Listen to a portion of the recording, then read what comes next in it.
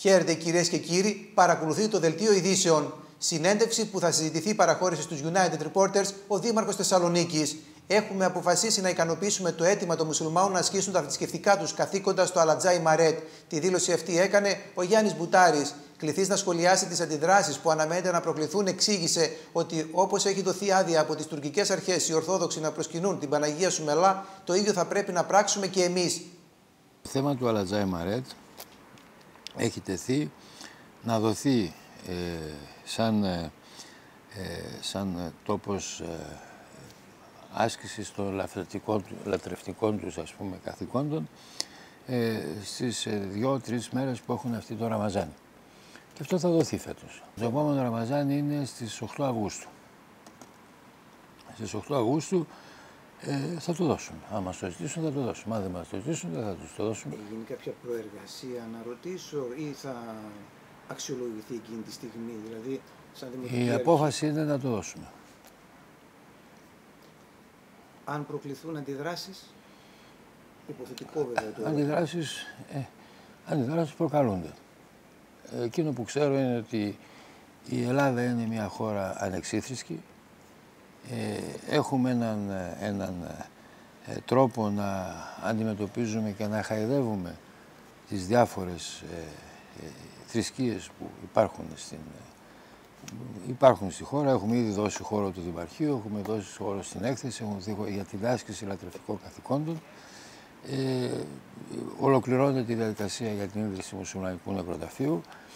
Δεν πρέπει να δημιουργούμε εικόνες τρομοκρατίας ότι επειδή είναι Τούρκοι θα μας φάνε ζωντανούς. Αυτό είναι περασμένα και ξεχασμένα. Αυτή τη στιγμή η μουσουλμανική θρησκεία είναι μια θρησκεία η οποία την ασκούν εκατομμύρια άνθρωποι στον κόσμο. Έχουμε και πάρα πολλούς μετανάστες μουσουλμάνους, τους οποίους πρέπει να τους δώσουμε δυνατότητα να εξυπηρετηθούν. Οι μέρες δίνονται για μία μέρα ανάλογα με το αίτημά τους. Όπως οι Τούρκοι μας δίνουν, ξεκινώντας από το ανώτερο την Παναγία Σουμελά, μέχρι τις διάφορες εκκλησίες που δίνουν για άσκηση μιας λειτουργίας την Κυριακή τάδε ή την Κυριακή τάδε. Το ίδιο κάνουμε κι εμείς. Λοιπόν, εγώ δεν πιστεύω ότι προσβάλλουμε κανέναν όταν δώσουμε αυτό που μας δίνουν αυτοί, το ανταποδώσουμε κι εμείς. Στο Αλατζάι Μαρέτ, που σημαίνει πολύχρωμο άσυλο, γίνονται σήμερα πολιτιστικές εκδηλώσεις και περιοδικές εκθέσεις. Κατά τη διάρκεια της Οθωμανικής Αυτοκρατορίας λειτουργούσε ως πτωχοκομείο και ιερατική σχολή. Αναφορικά με την αύξηση του αριθμού τουριστών από την Τουρκία, το Ισραήλ και τη Ρωσία, ο κύριος Μπουτάρης τόνισε ότι η Δημοτική Αρχή έχει καταφέρει σε λίγο χρονικό διάστημα να γίνει η πόλη σημαντικός τουριστικός προορισμός. Κοιτάξτε, η ανάπτυξη του τουρισμού στη Θεσσαλονίκη είναι ένα κεφάλαιο το οποίο το είχαμε πει και προεκλογικά. Έχει δύο πολύ μεγάλα πλεονεκτήματα. Το ένα είναι δεν χρειάζεται ιδιαίτερες υποδομές, μια και τα ξενοδοχεία υπάρχουν. Έχει ένα έλλειμμα όσον αφορά την αεροπορική σύνδεση. Με την συμφωνία όμως που είχε προηγηθεί και ουσιαστικά ξεκίνησε από την δική μου δημαρχία, με τη Ryanair, έχουμε ήδη ένα πολύ καλό στοιχείο. Τα αποτελέσματα από την αρχή που παραλάβαμε, όπου οι Τούρκοι και οι Εβραίοι τουρίστες δεν ξεπερνούσαν στο σύνολο τους 10.000 ετησίως, τώρα ξεπερνάνε τους 70-80.000 με πολύ μεγάλη προοπτική αύξησης. Πιστεύω ότι με το άνοιγμα του Μουσείου του Κεμάλ Ατατούρκ, το οποίο κάνει φυσικά το τουρκικό κράτος, όπου εμφανίζεται σε πολύ καλή παρουσία η ιστορία της πόλης Θεσσαλονίκης, πιστεύω ότι θα έχουμε επίσης μια θεαματική αύξηση για τον τουρισμό από την Τουρκία.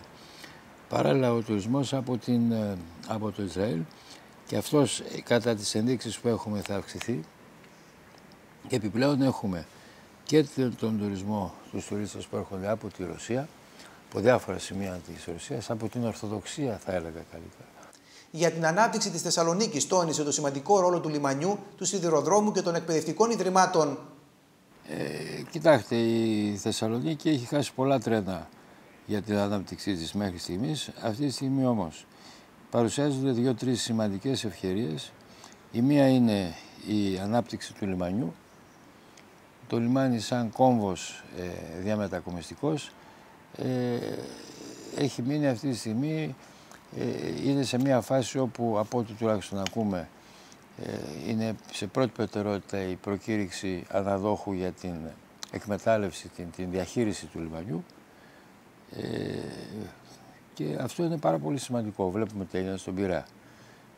Παράλληλα, μπορεί με τα σιδηροδρομικά δίκτυα, τα οποία έχουν, άμα το δείτε στο χάρτη, φαίνεται πεντακάθαρα, έχουν μια δυνατότητα μετακίνησης φορτίων και ανθρώπων προς τα πάνω. Έχουμε ένα πολύ μεγάλο έλλειμμα για τη σύνδεση με τα νησιά, το οποίο εμποδίζει την ανάπτυξη της καθόδου τουριστών για τα νησιά. Θα μπορούσε κάλλιστα να αναπτυχθεί εδώ, αλλά αυτό είναι μια ιστορία που προσπαθούμε να βρούμε. Μάλιστα συζητούσαμε τελευταία για πιθανόν μια εταιρεία λαϊκής βάσης, η οποία θα έβγαζε ένα καράβι το οποίο θα κάνει το γύρο των σποράδων, προκειμένου να έχουμε έστω και μια διέξοδο προς τις σποράδες. Για το θέμα της καθαριότητας και της ανακύκλωσης, ο κ. Μπουτάρης επεσήμανε ότι θα πρέπει να συνεχίσουν τον αγώνα Δήμος και Δημότες για την επίτευξη καλύτερων αποτελεσμάτων. Ο Δήμαρχος Θεσσαλονίκης αναφέρθηκε αναλυτικά στα προβλήματα με το στόλο των οχημάτων. Καταφέραμε πέρα από το να εντάξουμε την προμήθεια απορριμματοφόρων και άλλων αυτοκινήτων για τα τρακτόρων, δορυφόρων κλπ. Να το εντάξουμε στο ΕΣΠΑ, το οποίο είναι ένα κονδύλι της τάξης των 16 περίπου εκατομμυρίων και το οποίο ήδη έχει ολοκληρωθεί η διαδικασία, όλα έχει εγκριθεί και πια μπήκαμε στη διαδικασία της προκήρυξης του διεθνούς διαγωνισμού. Παράλληλα, επειδή δεν μπορούσαμε φυσικά να περιμένουμε και ότι από ό,τι είναι οι διαδικασίες, δεν θα έχουμε καινούργια αυτοκίνητα πριν από το τέλος της χρονιάς, κάναμε την προκήρυξη βάσει μια συμφωνίας πλαίσιο, που είναι ο καινούριος τρόπος που αντιμετωπίζει το δημόσιο τις προμήθειες. Κάναμε μια συμφωνία, μια προκήρυξη για αυτή τη συμφωνία πλαίσιο για την συνολική επισκευή 70 περίπου αυτοκινήτων, υπαρχόντων αυτοκινήτων, που ήταν σε κακό χάλι. Ήδη το ανακοινώσαμε ξεπερασμένη συνέντευξη τύπου, ήδη δουλεύουμε πια με πάνω από 35 αυτοκίνητα καθημερινά. Έχουμε προχωρήσει, αυτά θα φτάσουν ίσως και 50 ή 55 αυτοκίνητα συνολικά.